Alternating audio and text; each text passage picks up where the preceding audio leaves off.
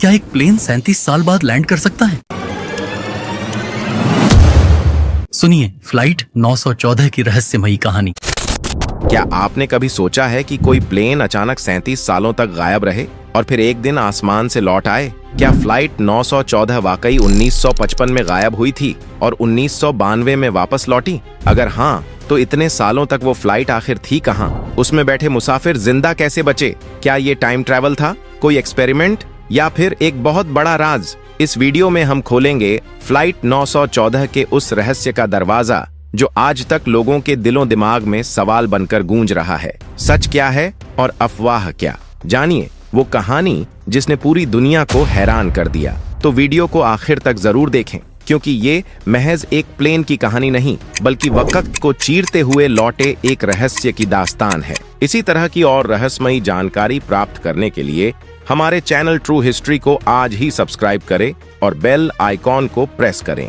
मौसम साफ था, हवा शांत थी और सब कुछ बिल्कुल सामान्य। टेक ऑफ के बाद सब कुछ योजना के अनुसार चल रहा था, लेकिन अचानक 1 घंटे 45 मिनट बाद विमान रेडार से ऐसे गायब हुआ जैसे उसने खुद को आसमान से मिटा लिया हो। ना कोई चेतावनी, ना कोई मैसेज, ना ही कोई emergency signal. Florida air traffic control एक पल में स्तब्ध हो गया। हर सेकंड की उम्मीद टूट रही थी। चारों ओर हड़कंप मच गया।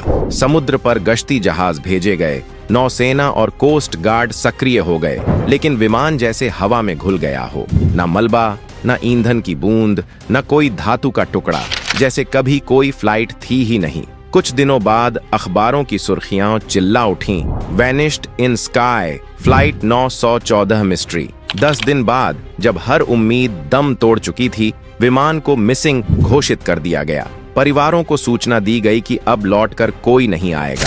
किसी ने रोकर विदाई दी, किसी ने प्रतीक्षा छोड़ दी, और इस तरह केस फाइल्स में एक और रहस्यमयी हादसा दफन हो गया। Presumed crash, no survivors, case closed. लेकिन क्या वाकई यह केस बंद हो गया था? क्योंकि 37 साल बाद एक झटका दुनिया को फिर से हिला गया। 1992 वेनेजुएला। एक एयर ट्रैफिक कंट्रोल ऑपरेटर की निगाहें अचानक एक पुराने मॉडल के विमान पर जा टिकती हैं, जो बिना किसी पूर्व सूचना के लैंडिंग गियर नीचे करता है। जब वह ग्राउंड से संपर्क करता है तो उसके रोंगटे खड़े हो जाते हैं। पायलट खुद को कैप्टन मिगुएल विक्टर बता रहा है और फ्लाइट नंबर वही पैन एम 914। वो विमान जो 1955 में गायब हुआ था, समय की रेखा को चीरते हुए 37 साल बाद प्रकट हो गया था। बिना बदले, बिना उम्र के असर के, जैसे वक्त ने उसे छुआ ही न हो। अब सवाल उठते हैं, क्या यह टाइम ट्रैवल था? क्या यह किसी बड़े पर्दे की स्क्रिप्ट थी, या फिर कोई ऐसा सच जिसे जानबूझकर दुनिया से छुपा लिया गया? आज हम उसी रहस्य की परतें खोलेंगे, तर्कों, तथ्यों और शक की रेखाओं के साथ, ताकि आप खुद तय कर सकें कि क्या हुआ था उस दिन और उस दिन के 37 साल बाद। 1992 वेनेजुएला के आसमान में एक भटका हुआ अतीत। काराकस शहर की सुबह हमेशा की तरह व्यस्त थी। सिमोन बोलिवर इंटरनेशनल एयरपोर्ट पर जहाजों का आना जाना जारी था।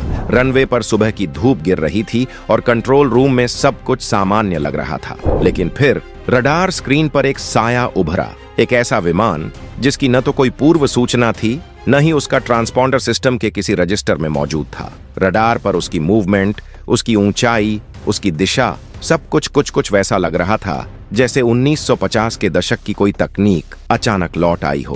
कंट्रोल रूम में बैठे अधिकारियों ने पहले इसे कोई पुराना मिलिट्री जहाज समझा या शायद किसी प्राइवेट कंपनी की भूल, लेकिन जब रेडियो पर उससे संपर्क किया गया तो जो आवाज मिली उसने पूरे कमरे की रूह जमा दी। This is Pan Am flight 914 requesting permission to land from New York to Miami.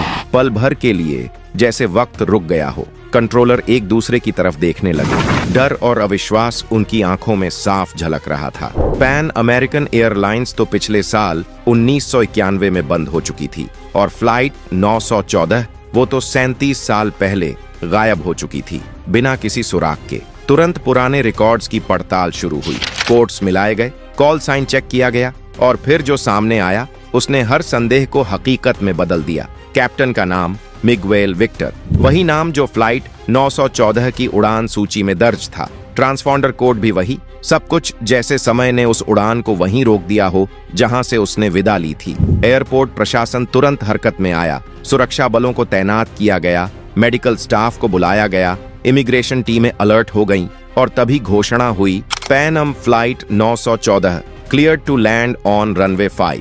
थोड़ी ही देर में नीले आसमान से एक पुराना हवाई जहाज उतरा, डगलस DC-4, जिसकी बॉडी पर मिट्टी जमी थी। पेंट जगह जगह से उड़ चुका था, विंग्स पर हल्का जंग लगा था और आधुनिक नेविगेशन सिस्टम का नामो निशान नहीं था। जैसे किसी संग्रहालय से निकलकर हवा में उड़ते उड़ते वह मशीन वापस आ गई हो। लेकिन असली झटका तब लगा जब दरवाजा खुला। यात्री एक एक कर बाहर आने लगे। महिलाएं 50 के दशक की घुटनों तक की स्कर्ट में थीं। पुरुषों ने फेडोरा हैट और पुराने डिजाइन के सूट पहन रखे थे। उनके हाथों में थे पुराने स्टाइल के सूटकेस और टिकट, हाथ से लिखे हुए कागज के टुकड़े। कोई बारकोड नहीं, कोई इलेक्ट्रॉनिक डेटा नहीं, सब कुछ जैसे पुराने जमाने की फोटोग्राफ से निकला हो। एक महिला गोद में बच्चा लिए खड़ी थी, शायद 3 साल का होगा। लेकिन यदि 1955 में वो 3 साल का था, तो आज 1992 में उसकी उम्र 40 के पार होनी चाहिए थी। तो फिर यह सब क्या था? एक तकनीकी गलती,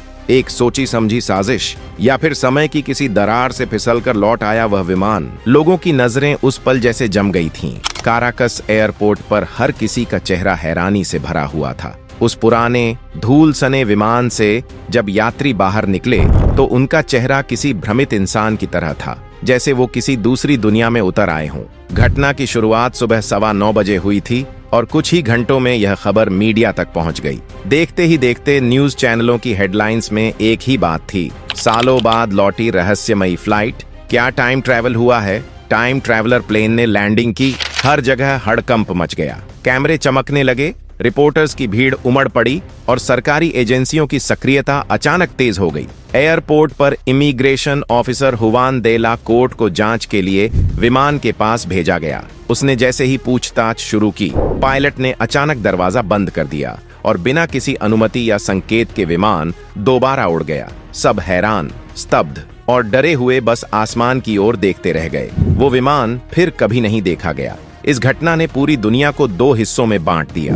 एक वर्ग का मानना था कि ये घटना टाइम ट्रैवल का जीवित प्रमाण है, वहीं दूसरा वर्ग इसे एक शातिर अफवाह या कल्पित कहानी मानता रहा। लेकिन असली मोड़ तब आया जब 1993 में अमेरिका के मशहूर टैबलॉइड वीकली वर्ल्ड न्यूज ने एक विस्फोटक आर्टिकल प्रकाशित किया। उसकी हेडलाइन थी, वापस लौटी फ्लाइट 1955 से सीधा 1992 में। इस रिपोर्ट में चौंकाने वाले दावे किए गए थे। कहा गया कि विमान और उसमें मौजूद यात्रियों को कुछ समय के लिए सरकारी एजेंसियों ने अपने कब्जे में लिया था। लेकिन जो बात सबसे ज्यादा डरावनी और रहस्यमयी थी, वो ये कि यात्रियों की उम्र में कोई बदलाव नहीं आया था। वे वैसे ही दिख रहे थे जैसे 1955 में थे। न कोई झुर्रियां, न कोई बूढ़ापन। रिपोर्ट के अनुसार पायलट और कुछ यात्रियों ने खुद यह स्वीकार किया कि उनके लिए समय बीता ही नहीं। उनके मुताबिक उन्होंने तो सिर्फ कुछ ही घंटों की उड़ान भरी थी। और फिर रिपोर्ट में कुछ पुरानी धुंधली तस्वीरें भी थीं, जिनमें यात्री पुराने कपड़ों में डरे सहमे से खड़े नजर आ रहे थे। रिपोर्ट में कराकस ATC ऑफिसर जुआन दे ला कोर्ट का एक इंटरव्यू भी शामिल था, जिसमें उसने कहा था, मैंने खुद रेडियो पर उस पायलट की आवाज सुनी थी। वो मिगवेल ही था, वही 1955 वाला कैप्टन। अब सवाल ये है, क्या ये सब हकीकत थी या सिर्फ कल्पना की उड़ान? क्या वाकई फ्लाइट 914 समय की दीवार चीरकर लौटी थी, या ये इंसानों की सबसे चालाक स्क्रिप्ट थी? हम न्यूयॉर्क से मियामी जा रहे थे।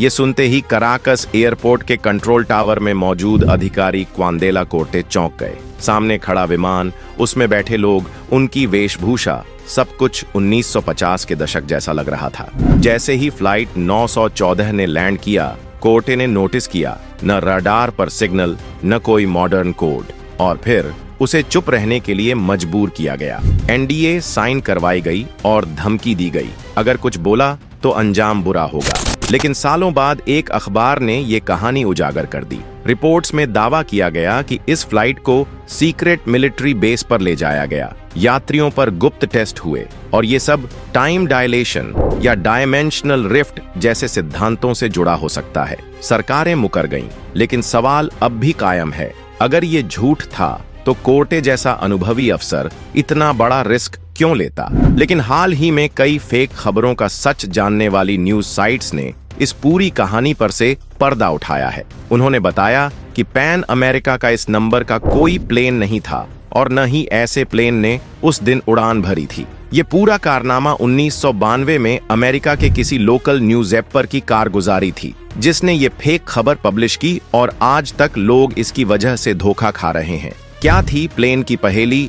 21 मई 1992 में अमेरिका के एक लोकल न्यूज़पेपर प्लेन के गायब होने और वापस आने की खबर पब्लिश करता है। यहीं से इसकी शुरुआत होती है। हेडलाइन थी प्लेन की पहेली। नीचे लिखा होता था 1955 में उड़ान भरने वाला प्लेन 1985 में वापस आया। खबर आग की तरह फैलती है, लोग इस पर भरोसा करने लगते हैं। अफवाहों का दौर शुरू हो जाता है। कहा जाता है कि प्लेन बरमुडा ट्रायंगल से वापस लौट कर आ गया, तो कुछ इसे दूसरी दुनिया से जोड़कर देखने लगते हैं। दुनिया में आग की तरह फैली खबर न्यूज़पेपर में पब्लिश होने के बाद ये खबर दुनिया भर में फैल जाती है। इंटरनेट पर लोग इसे अलग अलग तरीके से पेश करते हैं। कुछ लोग सवाल उठते हैं कि आखिर इतने समय से ये प्लेन कहाँ था? अगर ये उड़ रहा था तो इसका ईंधन खत्म क्यों नहीं हुआ? क्या ये किसी खुफिया मिशन पर था? इन तमाम कयासों के बीच खबर आती है कि प्लेन के ब्लैक बॉक्स से मिली वॉइस रिकॉर्डिंग इस बात का सबूत है। बातचीत की रिकॉर्डिंग को बताया जाता है सबूत। पायलट कहता है, हम कहाँ हैं?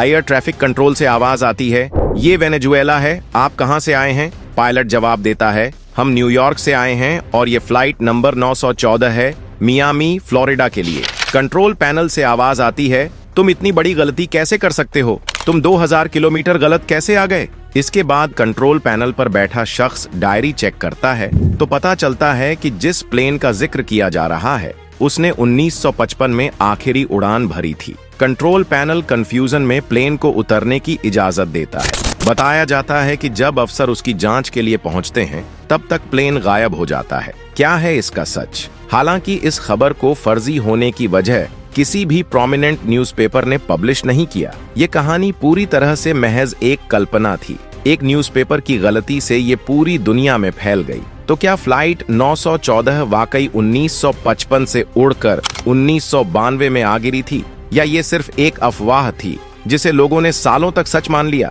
अगर ये कहानी झूठ थी तो फिर इतने सटीक नाम, पायलट की पहचान और यात्रियों का 37 साल बाद भी वैसा ही दिखना, ये सब कहां से आया? और अगर ये सच है तो क्या वाकई समय में कोई दरार है? क्या कोई ऐसी टाइम विंडो है जो अतीत और भविष्य के बीच की दीवार को मिटा देती है? क्या ये घटना टाइम ट्रैवल का सबसे चौंकाने वाला सबूत है? इस कहानी के कुछ सवालों के जवाब आज भी हवाओं में तैर रहे हैं और अगली कड़ी में हम आपको दिखाएंगे उन गवाहों के बयान, सरकारी रिपोर्ट्स की छुपी हुई फाइलें और वो रहस्यमयी तस्वीरें जो इस घटना की सच्चाई या झूठ दोनों को एक नया मोड़ देंगी। तो अब सवाल आपसे है, आप क्या मानते हैं? टाइम ट्रैवल एक हकीकत है या सिर्फ एक खौफनाक कल्पना? नीचे कमेंट करके अपनी राय जरूर बताएं।